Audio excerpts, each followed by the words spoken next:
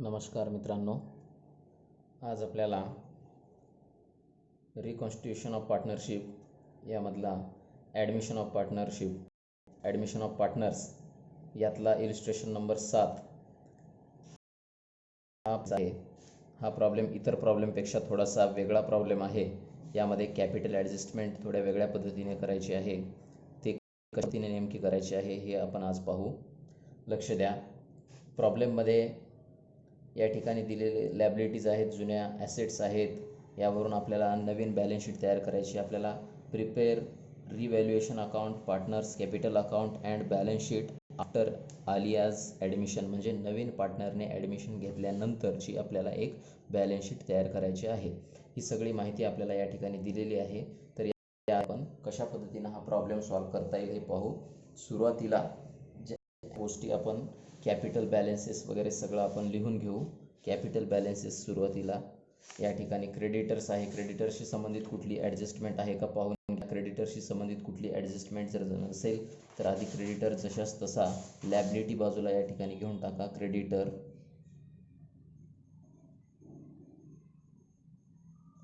Amount किती आहे? क्रेडिटर्सचं amount आहे 20,000. यानंतर पहा काय आहे, वर्कमॅन्स कॉम्पेन्सेशन. वर्कमॅन कॉम्पेन्सेशनवरती ॲडजस्टमेंट दिलेली आहे. तर वर्कमॅन कॉम्पेन्सेशन काय आहे? वर्कमॅन्स कॉम्पेन्सेशन ही लॅबिलिटी आहे रिझर्व 30,000चं, आणि ॲडजस्टमेंटमध्ये असं सांगितलं आहे की workman's compensation reserve is to be increased by ₹10,000. 10,000 आणि लॅबिलिटीमध्ये इन्क्रीज झालेला आहे. जर लॅबिलिटीमध्ये केव्हाही इन्क्रीज होत असतो तर तेव्हा आपल्याला एक परिणाम लॅबिलिटी बाजूला दाखवावा लागतो आणि दुसरा रिव्हॅल्युएशन अकाउंटच्या डेबिट बाजूला. ओके, तर आधी आपण लॅबिलिटी बाजूला त्याचा एक इफेक्ट वर्कमॅन कॉम्पेन्सेशन रिझर्व.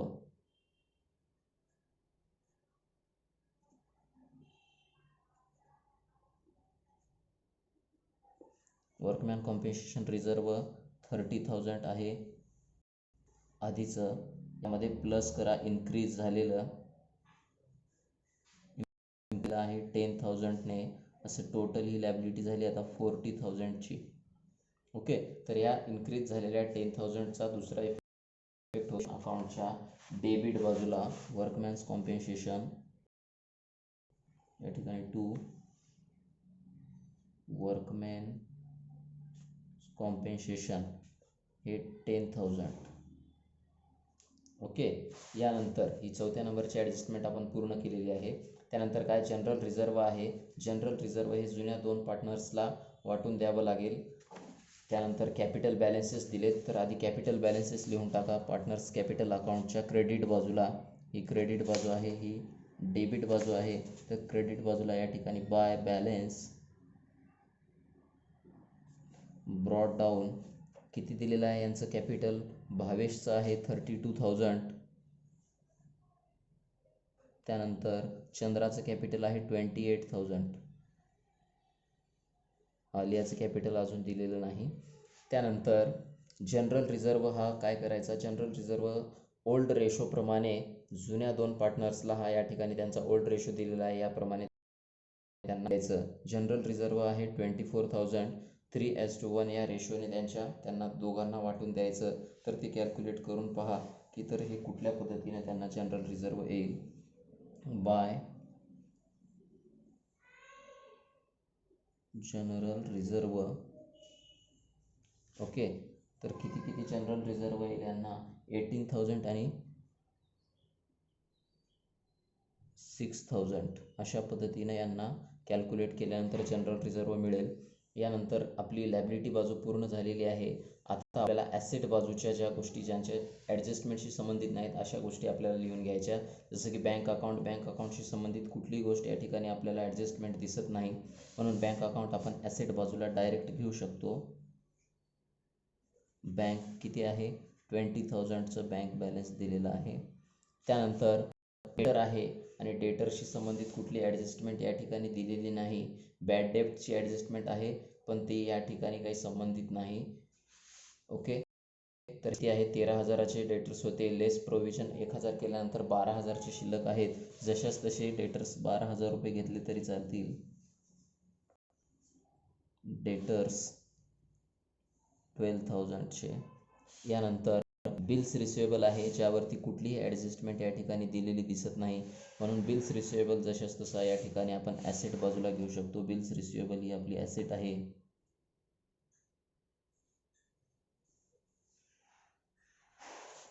किती अमाऊंट आहे बिल्स रिसिवेबलचं? 10,000 रुपीज. ओके. यानंतर अजून काय दिलेलं आहे? स्टॉक आहे, लँड बिल्डिंग आणि गुडविल आहे. तर हा स्टॉक जो आहे तो स्टॉक 20,000चा आहे. याहीवर कुठली ॲडजस्टमेंट दिलेली नाही. स्टॉकसुद्धा तुम्ही घेऊ शकता. स्टॉक आहे 20,000 रुपीजचा.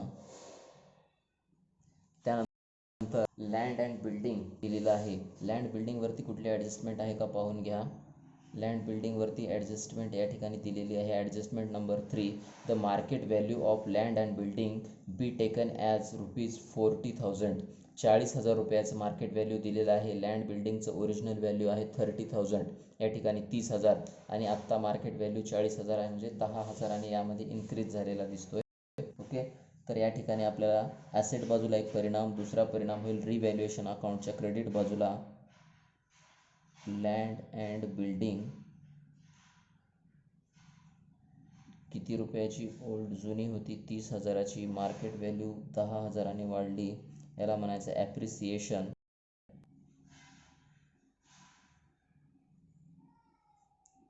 ₹10,000 ॲप्रिशिएशन झालेलं आहे. अशी टोटल आता लँड बिल्डिंग 40,000ची. त्यानंतर दुसरा इफेक्ट ह्याचा होईल अकाउंटच्या क्रेडिट बाजूला. बाय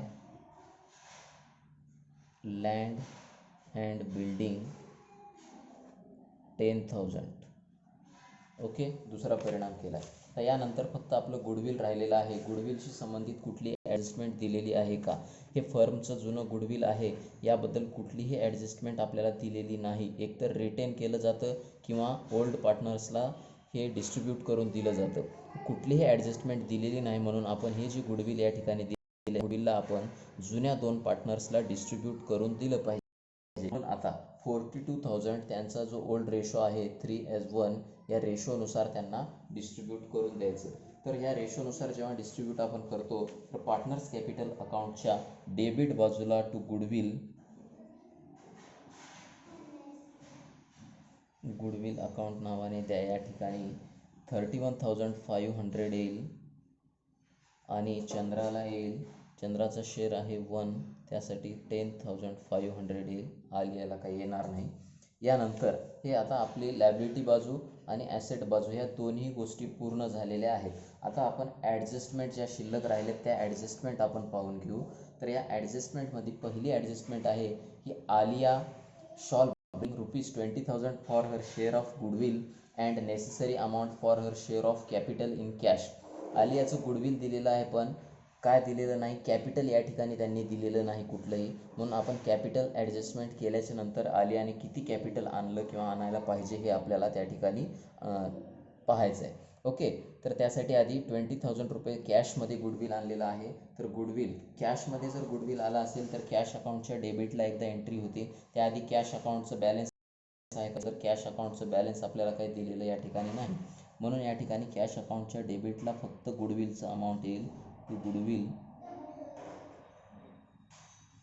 किती गुडविल आले या ठिकाणी? किती आणले आलियाने? 20,000 रुपीज. ओके. मग हे गुडविल ओल्ड पार्टनर्सला डिस्ट्रीब्यूट करून द्यायला लागेल. जे इनकमिंग पार्टनरने गुडविल आणलेलं आहे ते जुन्या 2 पार्टनरला डिस्ट्रीब्यूट करून देणं आवश्यक आहे. ओके. तर हे गुडविल त्यांना डिस्ट्रीब्यूट करून देऊ आपण. तर हे 20,000 त्यांचा ओल्ड रेशो काय? 3:1. याप्रमाणे आधी कशा पद्धतीने कॅल्क्युलेट कराल तुम्हाला तर माहीत आहे. एकदा पहा की कुठलंही डिस्ट्रीब्यूट करून देत असताना त्यांचा जो ओल्ड रेशो हा आहे याप्रमाणे 20,000 इंटू 3/4 याप्रमाणे करा तुम्ही. 4 5 जा. तर 5,000 इंटू 3 मीन्स 15,000. देन 5,000 इंटू 1 एकदा केल्यानंतर 5,000. ओके. तर या पद्धतीने त्यांना गुडविल आपण डिस्ट्रीब्यूट करून द्यायचं आहे. बाय गुडविल 50,000 आणि चंद्राला येईल 5,000. ओके. यानंतर ही पहिली ॲडजस्टमेंट आपली झालेली आहे. आता फक्त एवढं की याचं कॅपिटल आलियाचं येणाऱ्या इन्कमिंग पार्टनरनं कॅपिटल किती आणलं हे आपल्याला कॅपिटल ॲडजस्टमेंट केल्याच्या नंतर समजेल. ओके, दुसरी ॲडजस्टमेंट पाहू आपण. Anju an old customer whose account was written off as bad has paid ₹40,000 in cash in full settlement of his dues. Okay, तर अंजू नावाच्या आपल्या एका जुन्या कस्टमरने ज्याला आपण पैसे आता रिटर्न येणार नाहीत म्हणून रिटर्न ऑफ केलेलं होतं बॅड डेप्ट समजून, पण त्यांनी आपल्याला ₹400 परत आणून दिलेले आहेत आणि फुल सेटलमेंट केले की ₹400 आमचं अकाउंट क्लोज करून टाका अशा पद्धतीने. तर हे ₹400 कॅशमध्ये आपल्याकडे आलेत म्हणून याची पहिली एंट्री काय होईल, कॅश अकाउंटच्या डेबिट बाजूला टू बॅड डेप्ट रिकवर नावाने घेतलं तरी चालेल की बॅड डेप्ट काय झालं, हे रिकवर झाले किती रुपयाचे, 400. ओके, आणि याचा दुसरा परिणाम कुठे होईल, आपल्याकडे आली आहे म्हणून रिव्हॅल्युएशन अकाउंटच्या क्रेडिट बाजूला एक एंट्री होईल याची बाय बॅड डेप्ट नावाने रिकवर म्हणून घ्या या ठिकाणी ₹400. ओके, ही दुसऱ्या नंबरची ॲडजस्टमेंट पूर्ण झाली. तिसऱ्या नंबरची ॲडजस्टमेंट लँड आणि बिल्डिंगवरती आपण सॉल्व्ह केलेली आहे. फोर्थ नंबरची ॲडजस्टमेंटसुद्धा आपण वर्कमॅन कॉम्पेन्सेशनची पण सॉल्व्ह केलेली आहे. याचा परिणाम काय केला आहे आपण, लॅबिलिटी बाजूला वर्कमॅन कॉम्पेन्सेशन रिझर्व जेवढं जुन्या लॅबिलिटी दिलेलं होतं 30,000चं ते प्लस आत्ता इन्क्रीज झालेले 10,000 यात ॲड केले, असे 40,000चं वर्कमॅन कॉम्पेन्सेशन रिझर्व या ठिकाणी आलं. याचा दुसरा इफेक्ट आपण कुठे केला आहे, याचा दुसरा इफेक्ट रिव्हॅल्युएशन अकाउंटच्या डेबिट बाजूला टू वर्कमॅन्स कॉम्पेन्सेशन 10,000. ओके, यानंतर आता फिफ्थ नंबरची ॲडजस्टमेंट पाहू आपण. Unaccounted accrued income of ₹200 to be accounted for. Unaccounted accrued income, हा हे इन्कम आपलं पण अनअकाउंटेड आहे, आपण या इन्कमला नोंद केलेली नाही, एंट्री केलेली नाही. मग आता हे करायला पाहिजे. ॲक्रूड इन्कम म्हणजे आपले येणारे पैसे आहेत, येणारे पैसे आहे म्हणजे ही आपली संपत्ती ॲसेट आहे, म्हणून याचे सुद्धा दोन इफेक्ट या ठिकाणी होणार आहेत. पहिला इफेक्ट होईल ॲसेट बाजूला ॲक्रूड इन्कम नावाने 200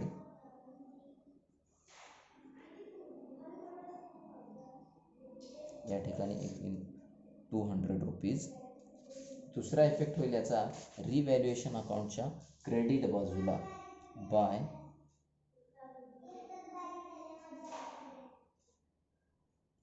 इन्कम ₹200. ओके, इथंपर्यंत झालेलं आहे. तर आता सिक्स्थ नंबरची ॲडजस्टमेंट आपल्याला पाहायची, जी ॲडजस्टमेंट खूप इम्पॉर्टंट या ठिकाणी आहे. The capital of all partners are to be in new profit sharing ratio taking old partners total capital as base after adjustment.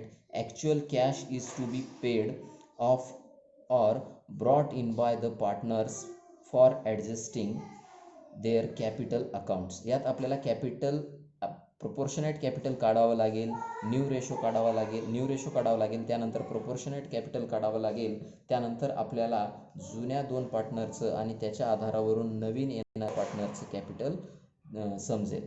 Okay, त्यासाठी आपल्याला आधी न्यू प्रॉफिट शेअरिंग रेशो काढावा लागेल, जो मी वेळ जास्तीचा आपला वेस्ट होऊ नये यासाठी new profit sharing ratio already calculate करून ठेवलेला आहे. तो कशा पद्धतीने कॅल्क्युलेट केला हे तुम्हाला मी सांगतो. ओके, लक्ष द्या. हे न्यू रेशोचा हा फॉर्म्युला आहे काय, की old ratio into balance of 1. यासाठी बॅलन्स ऑफ 1 कॅल्क्युलेट करणं गरजेचं आहे. हे balance of 1 is equal to 1 minus incoming पार्टनरचा शेअर. इन्कमिंग पार्टनरचा शेअर किती आहे, 1/5 आहे. ओके, तर यासाठी बॅलन्स ऑफ 1 आपलं येतं 4/5.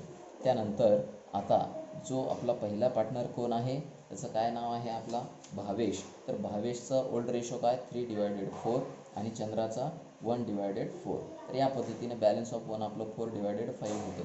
तर हे किती आलं 12/20. हे सगळं केल्याच्या नंतर आपल्याला किती भेटला न्यू रेशो, हा आपला 3:1:1.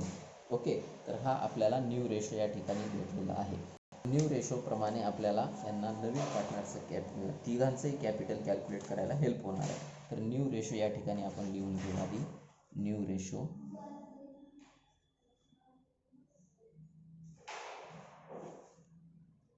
आपला किती झाला 3:1:1. हा आपला न्यू रेशो आहे, हा आपण कॅल्क्युलेट करून ठेवलेला आहे. फक्त कॅल्क्युलेट करून राहू द्या. आता हे झाल्याच्या नंतर आपल्याला काय करायचं आहे या ठिकाणी की इथंपर्यंतचं टोटल आपल्याला करून एकदा प्रपोर्शनेट कॅपिटल काढावं लागेल. या इथंपर्यंतचं त्या अकाउंट क्लोज करा आणि निघालेलं जे काही प्रॉफिट लॉस आहे पार्टनर्स कॅपिटल अकाउंटला फॉरवर्ड करायचं आहे आपल्याला. ओके, तर त्यासाठी रिव्हॅल्युएशन अकाउंट आपण क्लोज करू. रिव्हॅल्युएशनला इकडे 10,000 आहे, इकडे 10,400 आणि 200. ओके, तर या ठिकाणी किती होतं पाहू आपण. तर या ठिकाणी होईल 10,600चं टोटल. इकडे पण आपल्याला 10,600चं टोटल यायला पाहिजे. त्यासाठी इकडे किती कमी दिसायला लागलेत 600. हे 600 जर डेबिट बाजूला कमी आहेत तर त्याला आपण काय म्हणतो, रिव्हॅल्युएशनचं प्रॉफिट आहे. तर हे रिव्हॅल्युएशनचं प्रॉफिट आपल्याला काय करावं लागेल, पुढं ट्रान्सफर करावं लागेल पार्टनर्स कॅपिटल अकाउंटमध्ये. ओके, तर लक्ष द्या इकडे. हे आता दोघांच्या ओल्ड रेशोप्रमाणे त्यांना किती यायला पाहिजे, 2 प्रॉफिट आहे हे ट्रान्सफर करायचं आहे. कुठे, भावेश कॅपिटल, त्यानंतर चंद्रा कॅपिटल अकाउंट. भावेशला किती येईल, हे भावेशला किती येईल 600 × 3/4.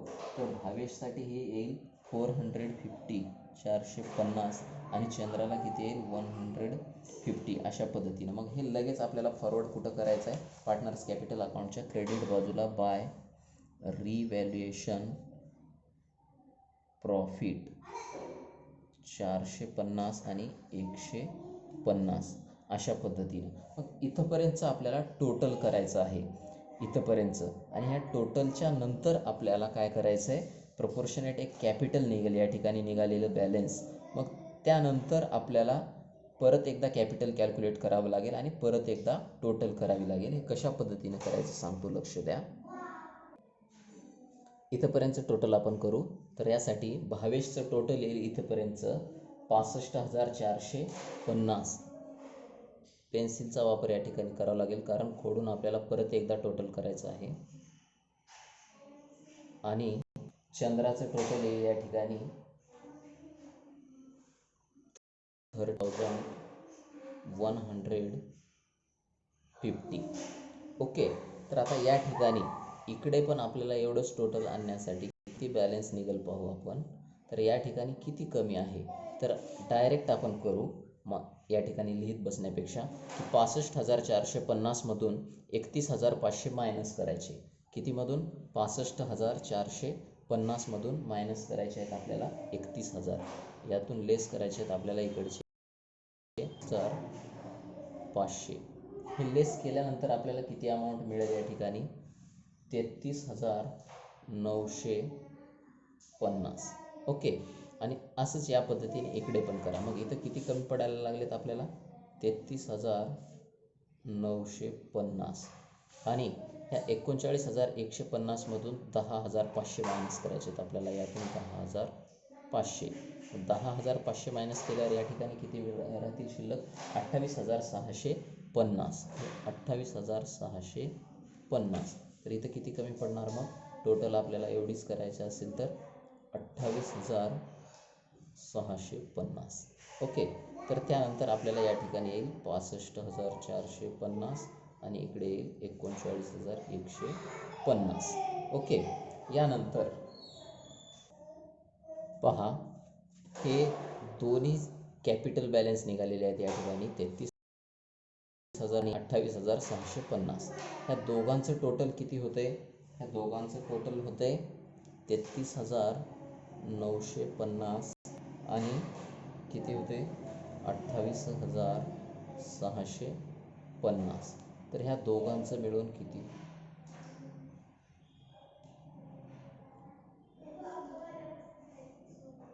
62,600. तर हे 62,600 या दोघांचं, जुन्या दोघांचं कॅपिटल या ठिकाणी दिसतंय आपल्याला 600. ओके, तर हे किती आहे, आपला न्यू रेशो काय होता, 3:1:1. ओके, तर हे दोघांचं आहे फक्त, म्हणजे दोघांचं म्हणजे किती, एवढंच आहे. तर एवढ्यामध्ये किती, 4/5 हे एवढं आहे. किती आहे? 4/5. 1/5 यातलं शिल्लक आहे. 1/5 अजून सुद्धा शिल्लक आहे. तर मग ते 1/5 आपल्याला कॅल्क्युलेट या ठिकाणी करायचं आहे. तर कशा पद्धतीने कॅल्क्युलेट करणार आपण आता ते 1/5 कॅल्क्युलेट करत असताना आपल्याला काय करावं लागेल? आता यासाठी आपल्याला रेसिप्रोकल करावं लागेल. हे 4/5 आहे, तर याला काय करावं लागेल? 62,600 इंटू 5 डिवायडेड 4 या पद्धतीने आपल्याला करावं लागेल. तर आता हे किती होतं याचं कॅल्क्युलेशन पाहू आपण. हे कॅल्क्युलेट केल्यानंतर आपल्याला मिळेल फर्मचं टोटल कॅपिटल. हे किती आलंय? 78,250 हे फर्मचं टोटल कॅपिटल आहे. Total capital is equal to 78,250. Okay. तर आता हे 78,250 आपल्या रेशोप्रमाणे तिन्ही पार्टनरला द्यायचं आहे. तेव्हा आपल्याला तिन्ही पार्टनरचं बरोबर कॅपिटल समजेल. ओके. इंटू 3 डिवायडेड 5 करायचं आहे आपल्याला. ओके. तर आता हे कॅल्क्युलेशन या ठिकाणी पाहू शकता तुम्ही. भावेशचं कॅपिटल आपल्याला भेटलेलं आहे 46,900. चंद्राचं कॅपिटल आहे 15,650. आलियाचं कॅपिटल आपल्याला आलेलं आहे या ठिकाणी 15,650. ओके. तर हे सगळे कॅपिटल बॅलन्स आपल्याला त्या ठिकाणी घेऊन जायचे आहेत आणि हे कॅपिटल बॅलन्स आपल्याला फायनल समजायचे आहेत. आधी जे आपण काढलेले होते ते प्रपोर्शनेट होते कॅपिटल. हे जे या ठिकाणी आपण 2 घेतलेले होते ते प्रपोर्शनेट कॅपिटल काढलं आपण फायनल कॅपिटल कॅल्क्युलेट करण्यासाठी. तर आता हे कुठल्या ठिकाणी घेऊन जायचं पाहू आपण. तर हे सगळं आपण या ठिकाणी जे बनवलेलं होतं ते आता खोडून टाकायची आवश्यकता आहे आपल्याला आणि त्यानंतर आपल्याला हे फायनल कॅपिटल या ठिकाणी लिहून टोटल करावी लागणार आहे. पहा, तर आपल्याला भावेशचं कॅपिटल किती आलेलं होतं?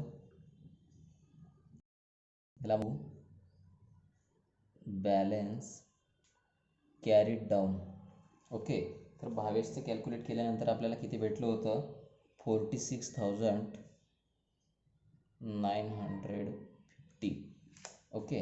त्यानंतर चंद्रासाठी किती आलेलं होतं कॅपिटल? 15,650 आणि आलियासाठी सुद्धा 15,650 एवढं आपल्याला कॅल्क्युलेट केल्यानंतर बॅलन्स भेटले होते, कॅपिटल बॅलन्स. ओके. आता यानंतर परत एकदा आपल्याला टोटल करायचे आहे. तर परत एकदा आपण टोटल आता या ठिकाणी करून पाहू. तर आता टोटल आपली किती येते? इथंपर्यंत झाल्यावर एकदा आपण टोटल केलेली होती हे लक्षात. नंतर परत हे बॅलन्स काढल्याच्या नंतर एकदा आपण टोटल करतोय.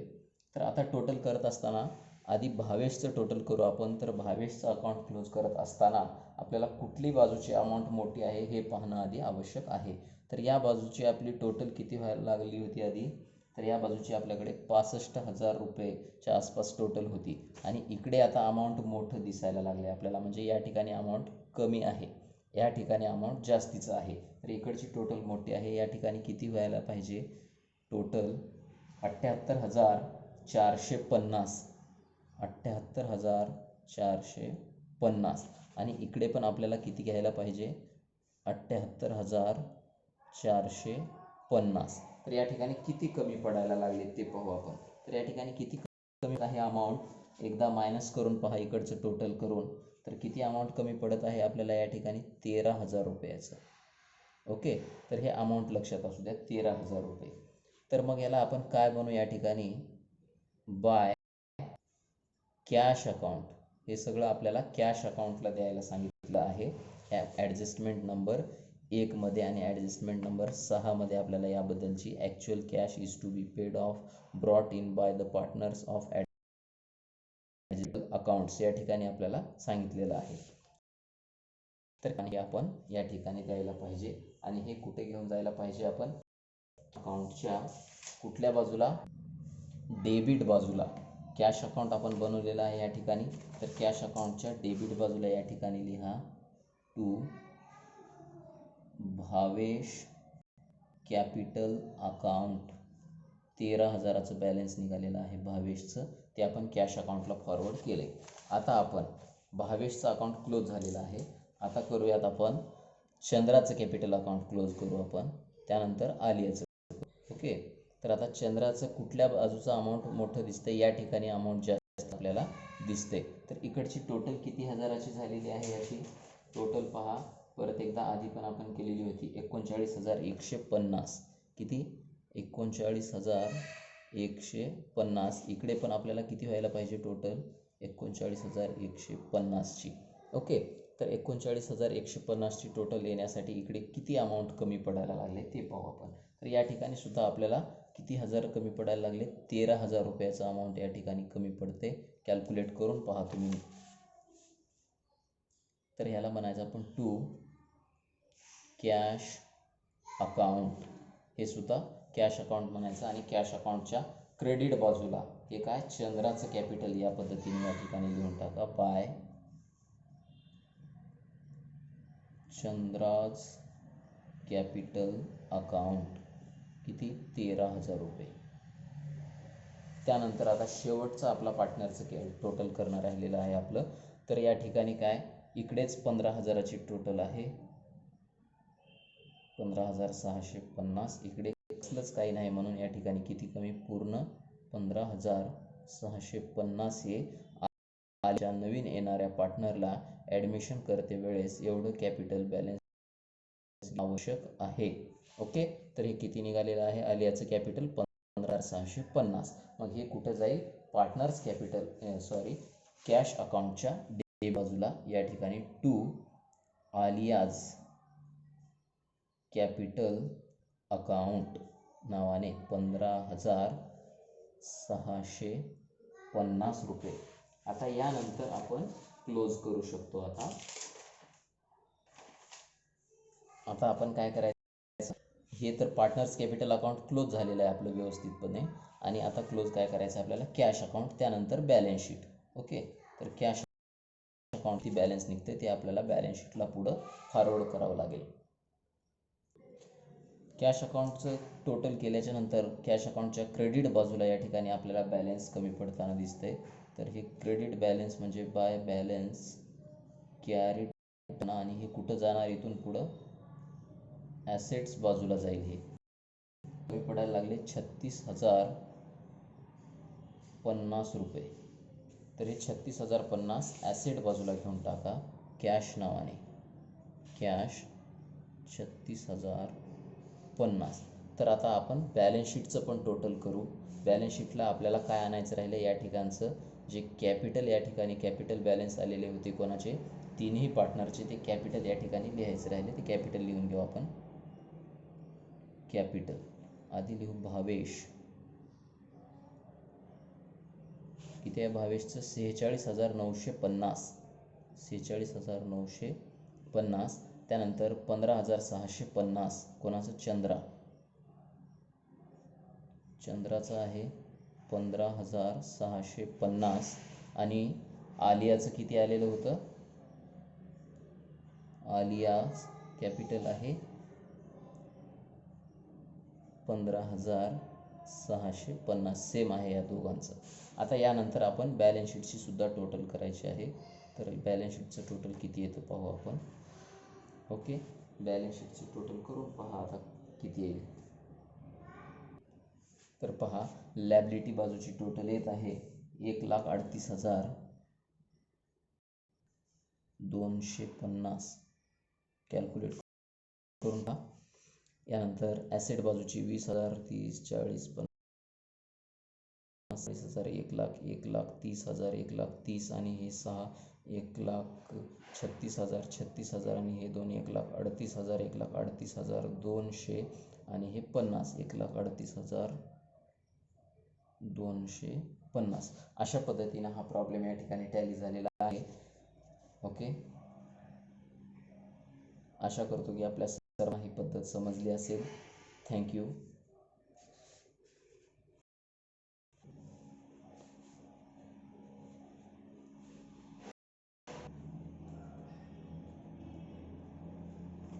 पूर्ण प्रॉब्लेम परत एकदा पाहून घ्या.